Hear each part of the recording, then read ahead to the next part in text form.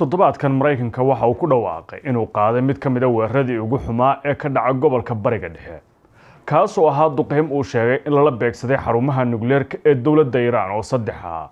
Madaxweyne Trump waxa uu u dabaaldegay guul uu ku tilmaamay inay tahay mid taariikhi ah oo Mareykanku aan hore u gaarin iyadoo oo mar kale diyaaradda la yiraahdo B2 la beegsaday xarumaha nukleerka ee dawladda Iran oo saddex ah taasoo murankoodu soo tagnaa 10 sano ee la soo dhaafay.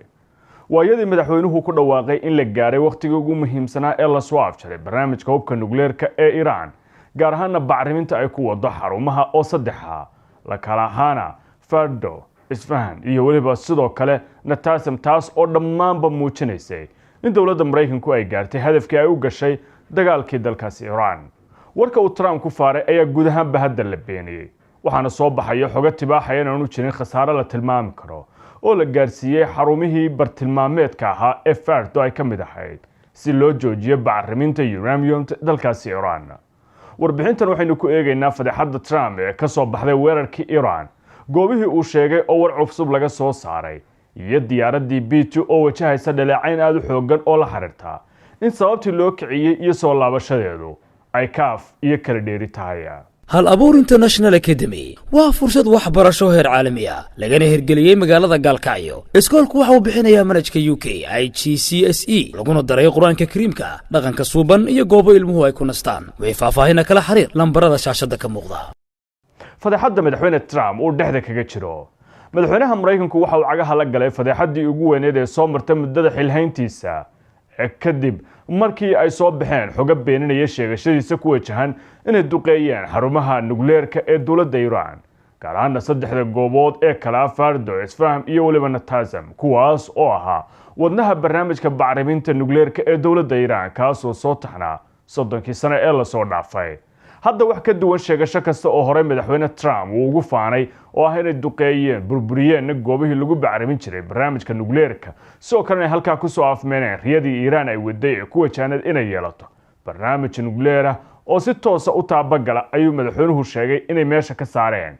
wuxuu Trump ku dooday in xaruntii weyneed ee la Fardo dhulka la simeen oo ay tahay mid aan dib dambe loo adeegsan karin ama aan qaban karin hawlo dambe oo shaqo 5 ilaa 6 sano gudaheedna ay ku qaadan doonto Iran dib u dayactir inay saddexda gooboodba ku samayso. hawlgalkii ay fulisay diyaaradda halista Mareykanka ee la yiraahdo B2 wuxuu ku sifeeyay inuu ahaa mid guuleystay oo loo qabtay sidii loo qorsheeyay waqti la yaab leh lacag la yaab leh iyo qorsheyn dhameystiran ayuu sheegay in lagu gaaray hadafka dambaysa oo lagu burburiyay hawlgabna looga dhigay xarumaha nukleerka ee dalka Iran. inkastoo uu Trump si weyn ugu dhawaaqay burburinta xarumihii nukleerka haddana dhammaan xogaha soo baxaya way beeninayaan warkii uu dhawaan sida weyn u baahiyay madaxweynaha Mareykanku. warbaahinta CNN oo fadhigeedu yahay dalka Mareykanku waxa ay baahisay macluumaad la xiriira weerarkii lagu qaaday xarumaha nukleerka ee dawladda Iran taas oo ay ku heshay si qarsoodi ah. warbixintu waxay tilmaamaysaa in guud ahaanba waxyeello haba yaraatee loo geysan xarumihii uu Trump sheegtay inay weerareen oo warkaasi uu yahay mid aan waxba ka jirin oo been abuur ah. xogtu waxay tilmaamaysaa in aanu jirin burbur soo gaaray dhismaha iyo xataa inaan la qarxin mashiinadii wax soo saarka nukleerka bacriminayay ee halka ku jiray. dhammaan uraniumta Iran way badbaaday mana jiro wax khasaare ah oo ku yimid xarumihii duqeynta loo geystay ayaa warbixinta gudaheeda lagu xusay taasoo qayb ka ah warbixino sirdoon oo la ururiyay oo ay qayb ka mid ah oo lixaad la ururiyeen qaybta sirdoonka Mareykanka ee CIA la yiraahdo. inkastoo uu Trump ku faanay inay adeegsadeen gantaalka halista ee la yiraahdo GBU-57 oo ah gantaal dhulka hoosta u gali kara 200 mitir haddana waxa guud ahaan la waayay qarax ka dhacay meelaha la bartilmaameedsaday iyo waliba inuu jiro shucaac ka dhashay uraniumtii halkaasi lagu burburiyay haddii la qaato warka dhinaca Trump. sheegashada Trump arrimaha kale ee beenta ka dhigay waxa kamid ah warbixinta lagu xusay inaan la helin wax sawirro oo ay baahiyeen laamaha difaaca iyo kuwa sirdoonka ee Mareykanka kuwaasoo sheegaysa qaabka weerarkan u dhacay waliba gantaalihii xilligaas lala beegsanayay isla jeerkana burburinta iyo waliba sidoo kale qiimeynta lama sii faahfaahin oo Pentagonka Mareykanku ma shaacin. sargaal sidoo kale wasaaradda gaashaandhigga Mareykanka oo la hadlay warbaahinta CNN wuxuu si cad u sheegay in weerarkaas aanu u dhicin qaabka Trump ku doodayo oo arrintu ayna ahayn sida la moodayo gaarsiisnayna heel halis badan oo gabi ahaanba meesha ka saaray hanaanka bacriminta nukleerka ee dawladda Iran. arrimuhu waxa kale oo meesha ka saarayaan waxa kamid ah in la soo afjaray barnaamijka nukleerka Iran oo sida uu Trump daabacay lagu burburiyay weerarkii toddobaadkii dhacay. Netanyahu iyo Trumpna hadda waxa ay wajahayaan in warkoodii wax badan ay ka soo laabteen Trump waxa uu dhexda ka taagan yahay fadeexad caalami ah waliba been abuur toosa oo ka sheegay weerar balaayiin dollar oo Mareykan lacagtiisa lagu bixiyay taas oo lagu tilmaamay inay tahay khiyaanadii ugu weyneed ee madaxweyne uu shacabkiisa been ugu sheegayo. ma ogtahay in Dr. Shaafici Aadan Dirir loo aqoonsaday dhakhtarka qalliimada ugu wanaagsan dalkeena Soomaaliya ahna dhakhtarkii ugu horeeyay ee dalka ka fuliya qalliimada casriga ah ee laserka uu heegan kugu yahay isbitaalka Shaafici ee magaalada Muqdisho. Trump wuxuu ku guuldareystay inuu soo bandhigo cadeymo lagu qanco oo muujinaya qaabka ay wax u dhaceen iyo waliba heerarka khasaaraha ay gaarsiiyeen dawladda Iran. wuxuu kaliya oo soo qoray qoraal kooban oo uu ku sheegayo in warbixinta ka timid dhinaca iyo CNN-ku ay tahay mid been abuur ah. waa ku guuldareystay Mareykanku iyo gaar ahaan madaxweyne Trump inuu maareeyo galkan oo ugu yaraan uu hoos u dhigo. warbaahinta gudaha ayaana si weyn arrinta u daba gashay. waana mid keentay in xubnaha sharci dejintu ay dood ka keenaan weerarkii toddobaadkan lagu qaaday Iran iyagoo si cad u sheegay in arrintaasi ahayd fadeexad aan caddayn loo haynin iyo balaayiin dollar oo Mareykanku lahaa oo la tuuray. Mareykanku waxa uu hal mar qaaday weerar lagu beegsaday xarumaha nukleerka taasna waxa ay noqotay mid la beeniyay oo guud ahaanba meesha laga saaray. waana fadeexad kale oo Trump si weyn u saameyn doonta muddada xilhayntiisa.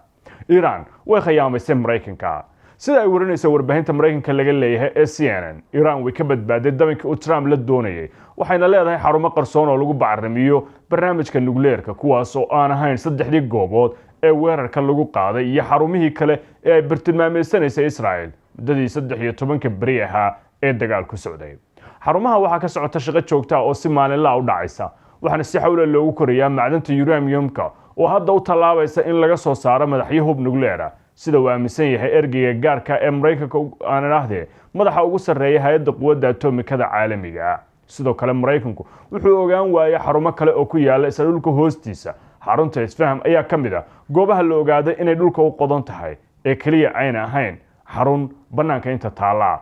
Washingtonna bartilmaameedkeeda ugu weyn ee arrintani waxa uu hafaardo oo kaliya oo ay doonaysay in gabi ahaanba ay noqoto meesha ay dhulka geliso. tani waa fadeexad kale oo dul hoganaysa Trump iyo maamulkiisa oo ogaan waayay xarumaha sirta ee dawladda Iran ay ku kabcisay maadada uraniumta. sidaas oo kale xogaha ay heshay hay'adda atomikada caalamiga ah xarumaha kale kuma jiraan ee waxa ay kormeeraysay saddexda xarumood oo ay aaminsaneen inay yihiin kuwa ugu muhiimsan ee barnaamijka bacriminta nukleerka laga wado. fashil cusub ayay wajahaysaa iyo qiimo darro diyaaradda B2. arrimaha sida weyn sanadkan u fashilmay waxaa ka mid ah diyaaradda halista badan ee Mareykanku sida weyn ay ugu faani jireen ee B2 oo ah diyaaradaha ugu horumarsan dhammaan kuwa uu Mareykanku soo saaro ee dagaal loo adeegsado. waa diyaarad loo qalabeeyay qaabka shimbirka gorgorka la yiraahdo waana diyaaradda kaliya awood u leh inay qaado gantaalka GBU-57 oo loo adeegsado in lagu burburiyo meelaha dhulka hoostiisa ee aadka u qodan. waa diyaaradu qiimaheedu jooga $2 bilyan taasoo ka badan hantida ay leeyihiin qaybo badan oo ka mid ah hantiilayaasha qaaradda Afrika. diyaaradan oo la hormariyay qarnigii 11aad waxa uu Mareykanku ka haystaa tiro gaaraysa 19 diyuuradood umana ogolaado inuu ka iibiyo dalalka saaxiibka la loomana ogolaba inay ku hoyato meel ka baxsan Mareykanka ilaa iyo Trump uu go'aankaas qaatay taas oo macna ahaan ka dhigan inay tahay mid ka mid ah diyaaradaha ay sida weyn Mareykanku hadda ugu faanaan. gantaalka lagu rakibay ee la yiraahdo GBU-57 waa gantaal weyn oo dhulka burburiya waana bam culus waxa uu dhulka hoos u gali karaa 200 mitir. lacagta kaligiis lagu gadana waa malaayiin dollar taas oo macna ahaan ka dhigan diyaaradani inay tahay mid ka mid ah kuwa Mareykanku ay sida weyn ugu dhaataan.